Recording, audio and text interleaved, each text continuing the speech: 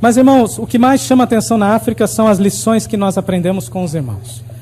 Uma das lições que aprendemos. Fomos lá para ajudar, mas fomos ajudados, né? A ver o zelo dos irmãos e a fidelidade deles. Uma das lições foi a hospitalidade. Em todos os lugares, os irmãos são hospitaleiros. Aqui temos notado isso, né? Com a família em que estamos, e os irmãos também são hospitaleiros. Mas na África isso ganha um outro sabor diante de certas circunstâncias. Uma das circunstâncias que relatamos até para a família de Betel aqui, é que uma ocasião eu estava num congresso nos antigos campos de concentração, e os irmãos abriram uma estrada, 14 quilômetros na enxada para o nosso carro passar, nos recepcionando no caminho inteiro. Chegamos lá, tinha 5.000 vozes nos esperando, do anoitecer até a 1 da manhã, cantando em 4 vozes. Nos recepcionando, porque era o primeiro congresso dos campos de concentração em liberdade. E os irmãos simplesmente são hospitaleiros demais. Numa dessas casas, eu já estava dias me banhando com aquele banho de canequinha, né? Ao ar livre. Não totalmente, né? Mas com uma cobertura aqui de bambus em volta, né? Daí eu entrei, o irmão disse, o seu banho está pronto. Falei, tá bem, fui lá banhar-me. Na hora que eu entrei, ele disse, eu vi que a água estava suja, assim, né? Mas eu me banhei com aquela água, fiquei mais sujo que limpo, né? Saí e disse, muito obrigado, irmão. Aí ele disse, eu que agradeço ao irmão.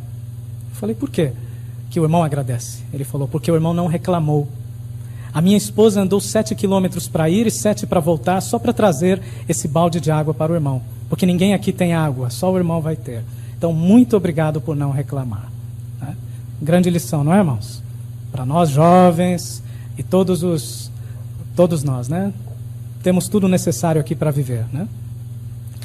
Outra lição foi sermos fiéis em coisas pequenas. Lucas 16:10 diz, quem é fiel no mínimo é fiel no muito, né? Uma experiência simples no Congo, que os irmãos já ouviram falar talvez dessa experiência, nos ilustra. Veja só, por exemplo, um irmão do Congo nos contou, o Congo está em guerra, 9 grupos de guerrilha, e numa certa localidade os irmãos tinham que atravessar o rio para ir às reuniões, uma balsa, né? Do outro lado do rio. E os irmãos chegaram ali na balsa, tinha centenas de pessoas esperando para atravessar e guerrilheiros violentos ali barrando a passagem, querendo cobrar pedágio dos irmãos e sequestrar alguns para trabalho escravo. Algumas pessoas. Então um guerrilheiro colocou a arma na cabeça do irmão e pediu a identidade do irmão, rapidamente. Aí o irmão, tremendo, foi pegar a sua identidade e deixou cair o seu relatório de serviço de campo. Aí o guerrilheiro pegou e disse, o que é isso aqui? É um código secreto? É alguma coisa assim? Aí o irmão disse, não, isso é nosso relatório. Somos testemunhas de Jeová. Cada mês temos que entregar. Explicou tudo, né? Aí o guerrilheiro mudou a feição e disse, poxa, que maravilha. Vocês são testemunhas de Jeová? Eu gosto das testemunhas de Jeová. A minha mãe é testemunha de Jeová. Vocês são gente boa? Vamos fazer assim. Quem for testemunha de Jeová aqui, não precisa pagar pedágio, vai pagar de graça, vai atravessar de graça. Quem é testemunha de Jeová, levante a mão. Todos levantaram, todas as pessoas, né? Até os do mundo. Mentindo, né? Porque queriam passar de graça. Aí o guerrilheiro disse, não, relatório. Quem tem relatório vai passar, quem não tem, não passa. Aí os irmãos fizeram aquela fila, né? Aí o guerrilheiro olhava o relatório e passava. Aí alguns irmãos tinham esquecido o seu relatório. Aí disse, desculpa, senhor soldado, com todo respeito, eu esqueci meu relatório, mas eu sou testemunha de Jeová. Eu tenho o cartão do sangue. Ele dizia, não quero saber do sangue, não. Quero saber do relatório. Hoje é dia de entregar o relatório. Não é, senhor ancião? E o ancião olhando, hoje era o dia. Esse filme chama-se A Vingança do Secretário, né? Jeová, às vezes, pode nos testar de maneiras inusitadas, irmãos. De maneira que nós nem imaginamos. Outra lição que tiramos ali na África, irmãos, é a diligência. Nós já falamos aqui do esforço que alguns fizeram de vir nas reuniões, né? Eu me lembro de um irmão chamado Coutinho, que morava numa área muito difícil. Esse tinha 5 esposas. E quando ele se casou, ficou com a primeira. e dispensou as outras 4 para tomar uma posição ao lado de Jeová. Quando ele tomou posição, 1 mês depois, ele descobriu que ele, as 5 esposas e os seus bebês, todos tinham AIDS. Lá é uma área onde prevalece muito o HIV. 50% da população nessa cidade é portadora da AIDS, do vírus da AIDS. E era inspirador ver esse irmão vindo em todas as reuniões. Ele era o primeiro a chegar e o último a sair. Embora ele vivesse a 25 quilômetros de distância do Salão do Reino. Ele vinha a pé e voltava a pé. 25 para vir, 25 para voltar. Já com AIDS. Eu cheguei a ele e disse: irmão Coutinho, irmão, não precisa fazer tudo isso, irmão, por favor. Irmão, pode ficar em casa, nós vamos dar um jeito, né, de levar a reunião até o irmão. Aí ele me olhou de forma com censura mesmo e disse: o irmão jamais deveria me aconselhar isso. Hoje pode ser a minha última reunião. E se eu estivesse em casa? Eu quero estar do lado dos irmãos. E foi realmente até o fim, né? Então, os irmãos, imaginem, nós às vezes não temos esse tipo de barreira, né? Alguns irmãos têm feito esforços magníficos, mas o exemplo dos irmãos da África, de qualquer maneira, é inspirador, né, para todos nós. E, sem dúvida nenhuma, irmãos, uma lição que aprendemos é: podemos ser felizes com pouco.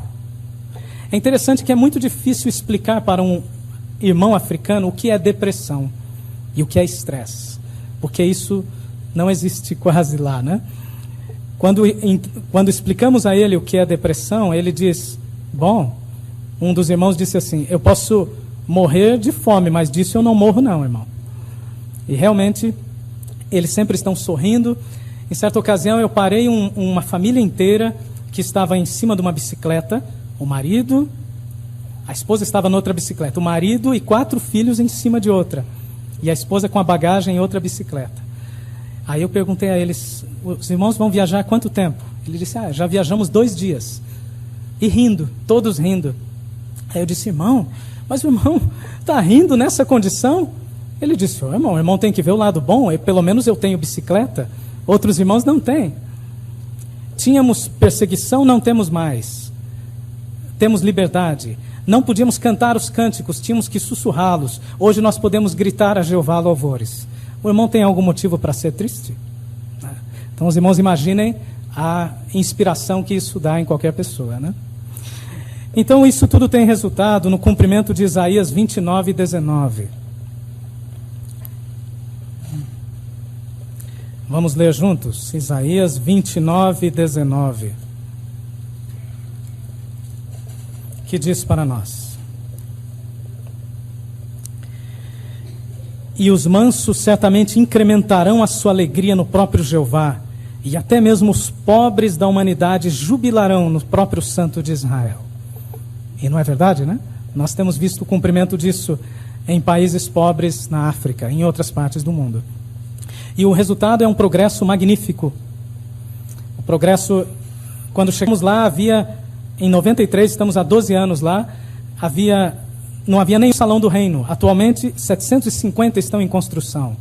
Bonitos salões do Reino, de construção rápida. Havia 100 congregações no país, atualmente já passam de 900.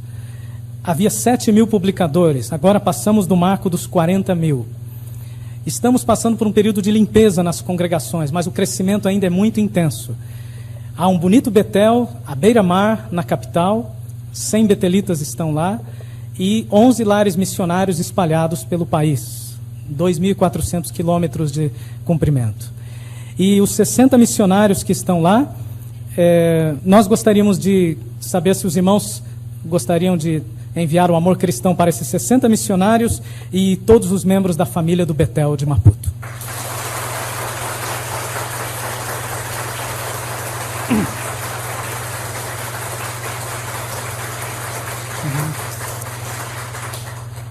Então, temos certeza que eu vou com a bagagem cheia, né? E o nosso desejo é que os irmãos permaneçam firmes aqui e orem também para que possamos permanecer lá, né? Muito obrigado.